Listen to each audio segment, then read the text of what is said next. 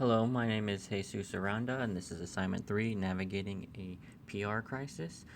I'm going to be taking you through my plan for my company, so let's go ahead and get started. Now, this is going to be a nightmare scenario for a public affairs team in water. 3:30 on a Monday, rush hour traffic, Fairfax, Virginia, a very populated area.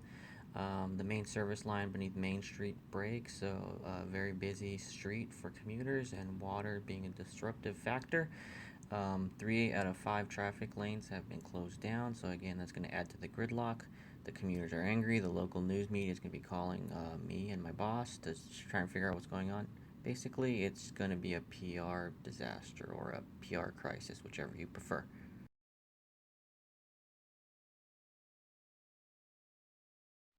Now we're going to talk a little bit about the potential negative impact of this crisis. The first being the loss of faith and confidence with our customers.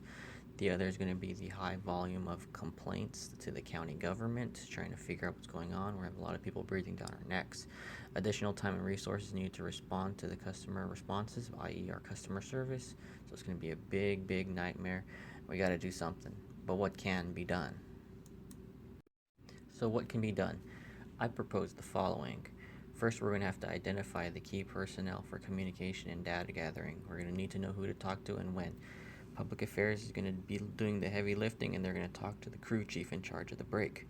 We're also going to gather necessary information to update the media and public inquiry.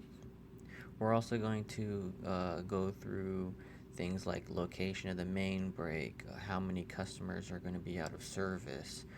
We're also going to talk about, are there any schools, hospital, or important community buildings without water?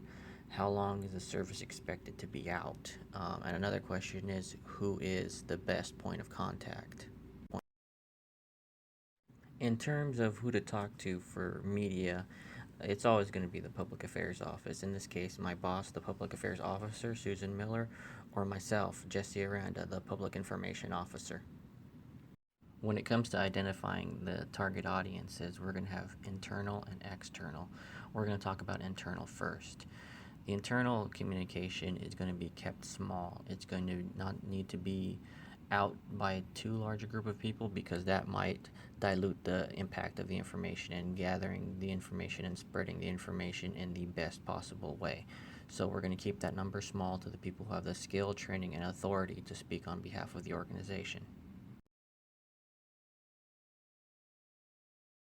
For this particular event, the PAO staff, crew chief in charge of the break, and executives in charge of repairs and distribution will be the people who are inside the internal communication channel. For Fairfax Water, owned media is going to be one of the bigger slices of communication that we're going to focus on. Shared media and social media will also be very big.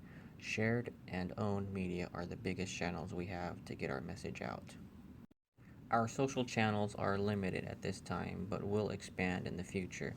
Some of the social channels that we're going to be leveraging include Facebook, Twitter, LinkedIn, and YouTube. We're going to rely on these channels to get our message out as fast as possible. Earned media will also be very big. We're going to use the media's ability to reach a larger audience than our own to make sure our message reaches as many people as possible. This is going to include things like asking them to share our updates on Twitter or social media, though they have fans that we might not have, and also giving them access to key figures in our organization, or access to the site so they can have something to show on their TV shows or take pictures of for their newspapers. We're also going to make sure that when we communicate with people, we're going to do so in a very friendly manner. We're going to be professional, but polite and relaxed. We want to make sure that we're not seen as some organization.